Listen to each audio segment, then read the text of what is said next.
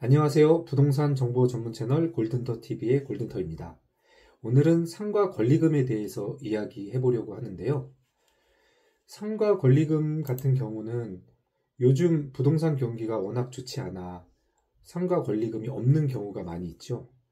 하지만 좋은 입지와 활성화된 상권을 갖춘 상가는 여전히 권리금 형성이 많이 되어 있습니다.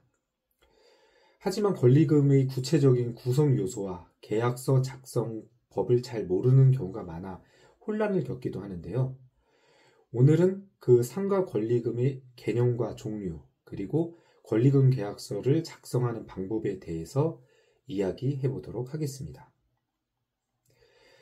상가 권리금은 크게 바닥 권리금, 시설 권리금, 영업 권리금으로 나눌 수 있는데요. 각각 의미가 정확히 어떻게 되는지, 그리고 그 유의사항에 대해서 살펴보겠습니다. 첫 번째로 바닥 권리금 같은 경우는 해당 상가의 위치와 상권의 가치를 반영한 금액을 말합니다. 일반적으로 바닥 권리금이 없는 상가도 많이 있지만 상권이 매우 활성화된 지역에서는 공실 상태라도 바닥 권리금을 요구하는 경우가 있습니다. 이는 상가의 입지적 가치에 대해 평가 금액이라고 볼 수 있겠죠. 그리고 두 번째로는 시설 권리금입니다.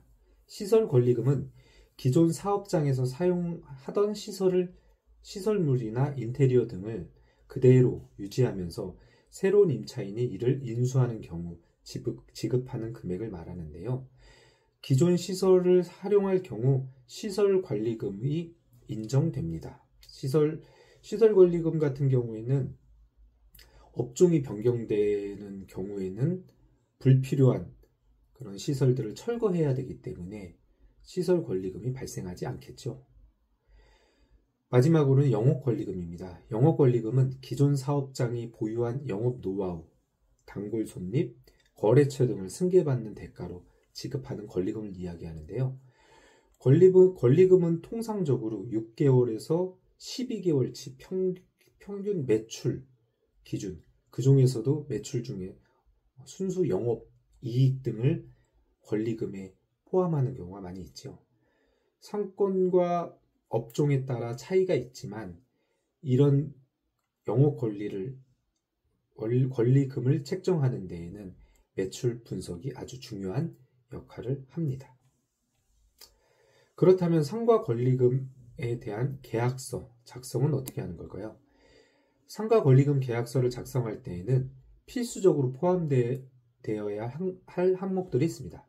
주요 항목들을 살펴보면 첫 번째는 임대차 목적물을 표시하는 겁니다.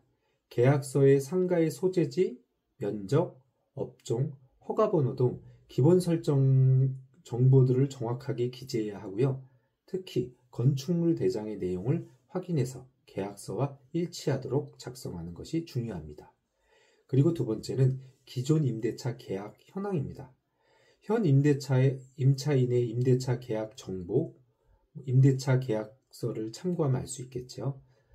그런 정보를 명확히 기재해야 하고요. 특히 임대료, 보증금, 그리고 부가가치세 포함 여부 또한 정확하게 기재해야겠습니다. 그리고 계약 내용입니다. 권리금 계약의 핵심 부분으로 계약 금액과 지급 조건을 명확하게 기재해야 합니다. 권리금의 총액과 계약금, 중도금, 잔금 지급 시일이 정확히 기재되어 있어야 하고요. 지급 방식 또한 정확하게 기재되어야 합니다. 그리고 환불을 해야 되는 경우 환불 조건 역시 정확하게 기재해야겠죠. 그리고 현 임차인이 계약금을 수령하면 영수증 작성 또한 필수입니다. 그리고 또 중요한 것이 특약사항인데요. 특약사항은 계약 당사자 간 별도로 협의된 내용을